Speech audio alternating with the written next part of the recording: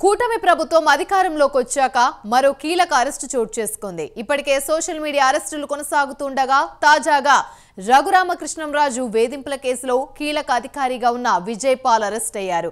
అతడి అరెస్టు ఏపీలో రాజకీయంగా సంచలనం రేపింది. సిఐడి విశ్రాంత అదనపు ఎస్పీ విజయ్ పాల్ ను మంగళవారం విచారణ చేపట్టిన పోలీసులు సాయంత్రం పూట అరెస్ట్ చేశారు. దాంతో రఘురామ ఇష్యూలో పెద్ద తలకాయలు ఎవరో బయటకొస్తుందా అన్నది హాట్ టాపిక్ గా మారింది.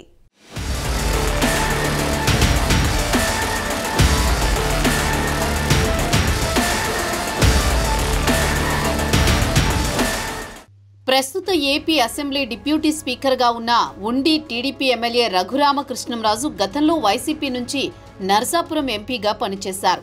అప్పట్లో వైసీపీ రెబల్ అవతారమెత్తిన ఆయన జగన్కు లిటరల్గా చుక్కలు చూపించారు. ఆ సమయంలో ఓ కేసులో అరెస్టై కస్టోడియల్ విచారణ కేసులో తీవ్ర ఇబ్బందులకు గురయ్యారు. దానికి సంబంధించి కూటమి ప్రభుత్వం ఏర్పడ్డాక RRR గుంటూరు పోలీసులకు ఫిర్యాదు చేశారు. దానిపై ఇప్పుడు చర్చలు మొదలవడం పొలిటికల్ సర్కిల్స్ లో చర్చనీయాంశంగా మారింది.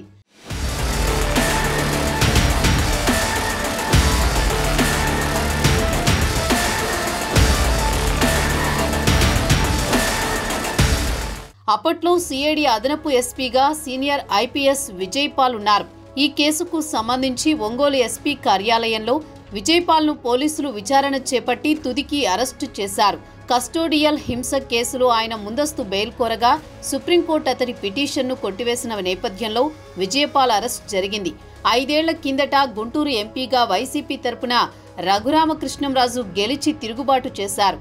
నాడు పార్టీ అధినేత ముఖ్యమంత్రిగా ఉన్న వైఎస్ జగన్మోహన్ రెడ్డిపై అనుచిత వ్యాఖ్యలు చేశారంటూ 2021లో రాజద్రోహం పేరుతో సిఐడి అధికారులు కేసు నమోదు చేశారు.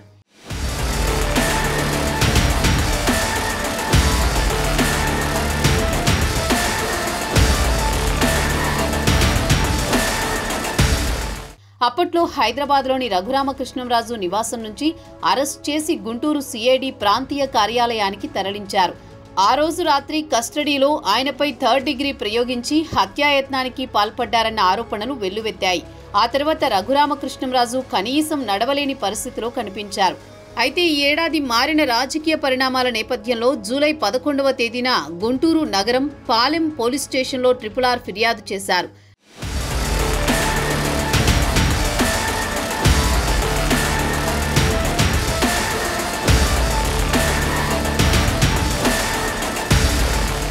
నాటి సీఎం వైఎస్ జగన్తో పాటు నాటి CID chief PV Sunil Kumar, నిఘా విభాగం అధిపతి పిఎస్ఆర్ ఆంజనేయులు, సిఐడి అదనపు SP R Vijay Paul, GGH superintendent Prabhavati తదితరులపై కేసు నమోదు చేశారు.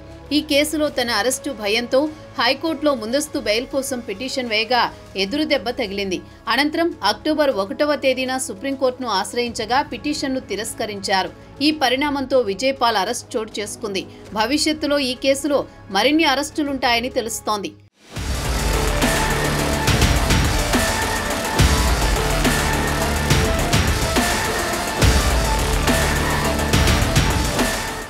ఈ కేసుకి సంబంధించి RRR మాజీ ముఖ్యమంత్రి జగన్ ని ప్రధాన కుట్రదారుడిగా పేర్కొన్నారు.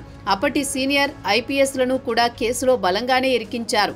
ఆ క్రమంలో విజయపాల్ అరెస్టుతో నెక్స్ట్ ఉత్సు ఎవరి మెడకు బిగుసుకుంటుందనేది ఉత్కంఠ రేపుతోంది.